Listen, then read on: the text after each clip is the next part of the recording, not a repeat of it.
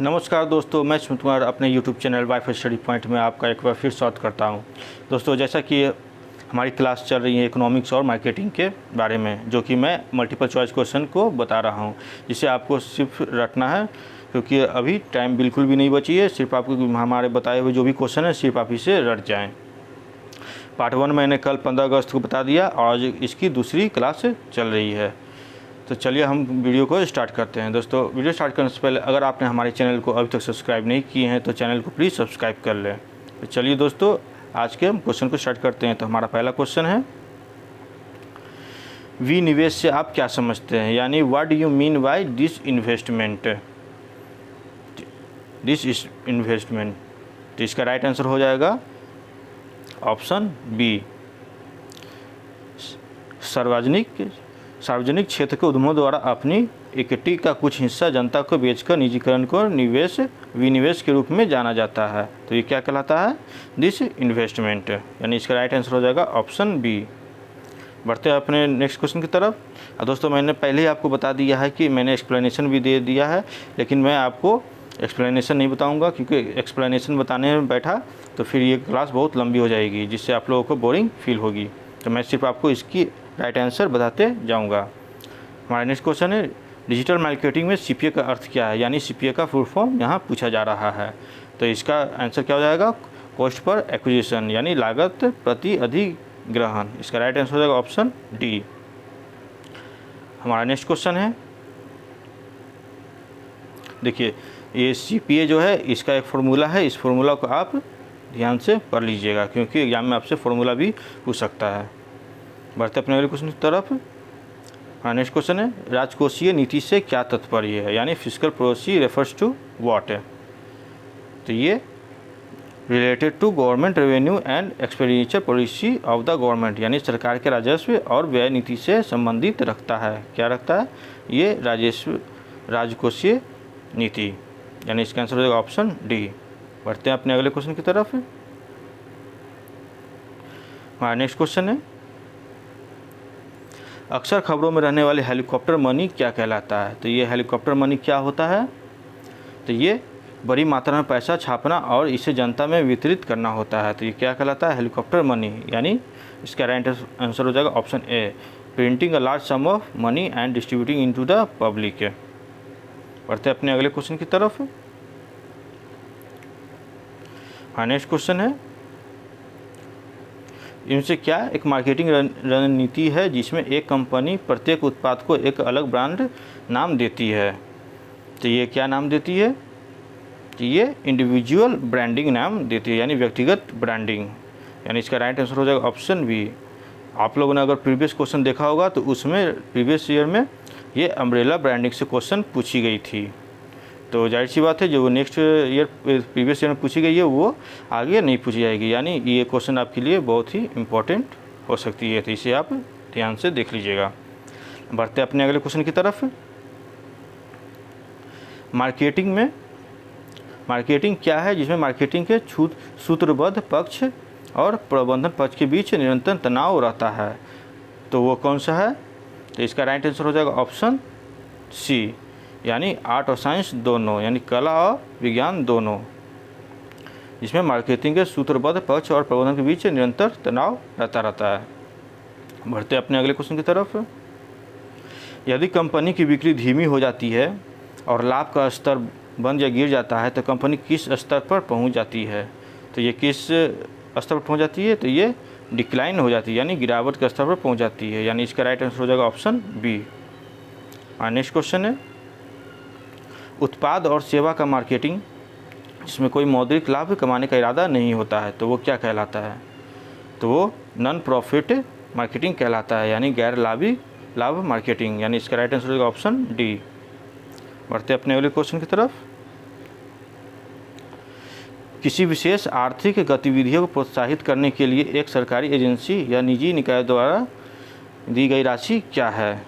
तो ये क्या है, तो ये सब्सिडी होता है, यानी सहायकी, जो कि हमें अभी सब्सिडी मिल रही है, गैस पे सब्सिडी मिल रही है, आप लोग तो जानते ही होंगे।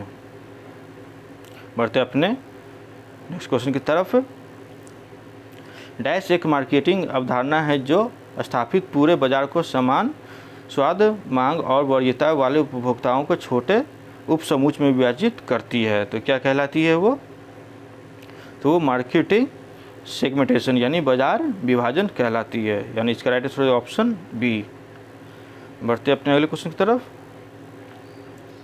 कौन सा बैंक अंतर्राष्ट्रीय मुद्रा के राष्ट्रीय भंडारण का संरक्षक है?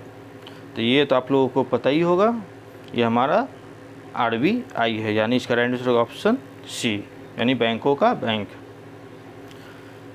बढ़ते अपने अगले क्वेश्चन की तरफ। SWOT का अर्थ क्या है? SWOT स्टैंड्स फॉर, तो इसका राइट आंसर हो जाएगा option D, strength, weakness, opportunity और थ्रेट्स। यानी स्ट्रेंथ, वीकनेस, अपॉर्चुनिटी और थ्रेट। बढ़ते अपने अगले क्वेश्चन की तरफ। मनरेगा की शुरुआत एक वित्तीय वर्ष में कम से कम डैश गारंटीकृत मजदूरी रोजगार प्रदान करके ग्रामीण क्षेत्रों को आजीविका सुरक्षा बढ़ाने का उद्देश्य की गई थी। तो ये कितने दिनों के लिए की गई थी? तो ये 100 दिनों के लिए की गई थी। यानी इसका राइट आंसर हो जाएगा ऑप्शन डी। बढ़ते हैं आगे की ओर। किसी भी उद्देश्य के लिए अतिरिक्त राजस्व प्राप्त करने के लिए लगाया गया अस्थायी कर क्या कहलाता है? तो ये क्या कहलाता है? तो ये सरचार्ज कहलाता है, यानी अधिभार। यानी इसका राइट आंसर हो जाएगा ऑप्शन डी।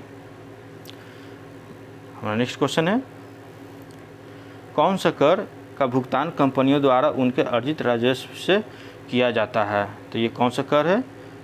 तो ये कॉर्पोरेट इनकम यानी पॉइंट आई है। यानी इसका आंसर हो जाएगा ऑप्शन सी। हमारा नेक्स्ट क्वेश्चन है, एक व्यवसाय या बिचौलियों की एक श्रृंखला का प्रतिनिधित्व करता है जिसके माध्यम से अंतिम खरीदार एक अच्छी या सेवा को खरीदता है। तो वह क्या कहलाता है? तो ये डिस्ट्रीब्यूशन चैनल कहलाता है, यानी वितरण माध्यम। इसका ऑप्शन हो जाएगा आंसर सी। यानी एक वितरण माध्यम व्यवसायियों या बिचौलियों को एक श्रृंखला का प्रतिनिधित्व करता है जिसके माध्यम से अंतिम खरीदार एक अच्छी या सेवा को खरीदता है। बढ़ते अपने अगले क्वेश्चन की तरफ। RBI का निर्गम विभाग नोटों की छपाई के लिए एक डैश रखता है। तो वो क्या रखता है? तो वो मिनिमम रिजर्व सिस्टम को रखता है, यानी न्यूनतम आरक्षित निधि प्रणाली। यानी इसका राइट आंसर होगा ऑप्शन ए। हमारा नेक्स्ट क्वेश्चन है, इस आधारित पर है कि ग्राहक अपने ब्रांड के सामान या सेवाओं को तब तक नहीं खरीदेंगे जब तक कि आप बड़े पैमाने पर बिक्री और प्रचार गतिविधियों का प्रदर्शन नहीं करते हैं।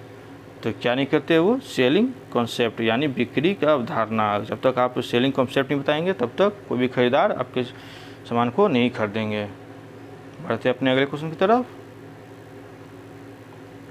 हमारा नेक्स्ट क्वेश्चन है, निम्नलिखित में से कौन सीमांत स्थायी सुविधा यानी MSF को परिभाषित करता है? ये MSF का फुल फॉर्म क्या है? Marginal standing facility. तो ये किसको परिभाषित करता है? तो ये MSF जो है ये एक ऐसी सुविधा है जिसके तहत अनुसूचित वाणिज्यिक बैंक रिजर्व बैंक से ओवरनाइट धन की अतिरिक्त राशि को उधार ले सकते हैं। यानी इसका राइट आंसर है ऑप्शन बी। बढ़ते अपने अगले क्वेश्चन की तरफ। पॉटर द्वारा दिए गए मॉडल में वर्णित बल निम्नलिखित में से कौन सा है? यानी which of the following is the force describe in the model of given by Potter? तो इसका राइट आंसर है ऑप्शन डी, यानी ये सब हैं A, B, C सब। यानी उद्योगों में नए प्रवेशकों की संभावना, स्थापना उत्पादों का खतरा और आपूर्तिकर्ता की शक्ति, यानी सब हैं। हमारा नेक्स्ट क्वेश्चन है, डैश एक अर्थव्यवस्था में कीमतों में समग्र स्तर में एक गिरावट और मुद्रा की क्रय शक्ति में वृद्धि है। तो क्या है वो डिफ्लेशन है, यानी अपस्फीति। यानी इसका राइट आंसर ऑप्शन सी। बढ़ते अपने अगले क्वेश्चन की तरफ। कौन से ग्राहक की मांग और उत्पाद के कथित मूल्य के आधार पर एक मूल्य निर्धारण की विधि है? ये क्या है, ये डिमांड बेस्ड प्राइसिंग है, यानी मांग आधारित मूल्य निर्धारण। इसका राइट आंसर हो जाएगा ऑप्शन सी। बढ़ते अपने अगले क्वेश्चन की तरफ। बढ़ती का नाम जिंदगी, ये किस बैंक की टैगलाइन है? यानी हमें बैंकों की टैगलाइन को भी पढ़ना होगा, क्योंकि इससे भी क्वेश्चन आपके इकोनॉमिक्स में पूछे जा सकते हैं। तो बढ़ती का नाम जिंदगी कौन सी बैंक की है? तो ये एक्सिस बैंक की है। बढ़ते अपने नेक्स्ट क्वेश्चन की तरफ। नेक्स्ट क्वेश्चन है, किसी उत्पाद को शुरू करने से पहले परीक्षण डैश के रूप में जाना जाता है। तो किसके रूप में जाना जाता है? तो ये टेस्ट मार्केटिंग यानी बाजार परीक्षण के रूप में जाना जाता है, यानी इसका राइट आंसर होगा ऑप्शन डी। हमारा नेक्स्ट क्वेश्चन है, डैश मानव अभिलाषाएं जो क्रय शक्ति से समर्थित है। तो ये क्या है? ये डिमांड्स है, यानी मांगे मानव अभिलाषाएं हैं जो क्रय शक्ति से समर्थित है। बढ़ते हैं अपने अगले क्वेश्चन की तरफ। ये सब तेजरिया और कीमती व्यवसाय की गतिविधि की किस शाखा से जुड़े हैं? यानी तेजरिया और कीमती व्यावसायिक गतिविधि, तो ये किससे जुड़े हुए हैं? तो ये शेयर मार्केट से जुड़े हुए हैं, यानी इसका राइट आंसर हो जाएगा ऑप्शन सी। यानी ये बुल और बिग, इसे आप ध्यान रखिए, बुल एंड बिग, ये शेयर मार्केट से जुड़े होते हैं। बढ़ते अपने अगले क्वेश्चन की तरफ। तो किसका अर्थ है कि मानकीकृत उत्पाद का स्पष्ट परिभाषित वर्गों या समूहों में वर्गीकरण है? तो ये किसका अर्थ है? तो ये ग्रेडिंग का अर्थ है, यानी श्रेणीकरण, यानी इसका राइट आंसर हो जाएगा ऑप्शन ए। बढ़ते हैं अपने अगले क्वेश्चन की तरफ। इनमें से कौन से बैंक प्राथमिक कार्यों का एक उदाहरण है? यानी which of the following example of primary function of bank है? तो क्या है? ये लोन एंड डिपॉजिट्स, यानी ऋण और जमा, ये प्राइमरी फंक्शन है किसी भी बैंक का। बढ़ते अपने अगले क्वेश्चन की तरफ। डैश ग्राहकों को एक ही कीमत पर उत्पादों और सेवाओं को एक पैकेज प्रदान करने की प्रथा को संदर्भित करता है। तो ये क्या कहलाता है? तो ये प्रोडक्ट सर्विस बंडलिंग, यानी उत्पाद सेवा बंडलिंग कहलाता है, यानी इसका राइट आंसर हो जाएगा ऑप्शन ए। और हमारा आज का आखिरी क्वेश्चन है कि डैश एक माइक्रो ब्लॉगिंग प्रणाली है जो आपको ट्वीट्स नामक लघु पोस्ट भेजने और प्राप्त करने की अनुमति देती है। तो वो क्या है? तो वो है ट्विटर, यानी इसका राइट आंसर हो जाएगा ऑप्शन डी।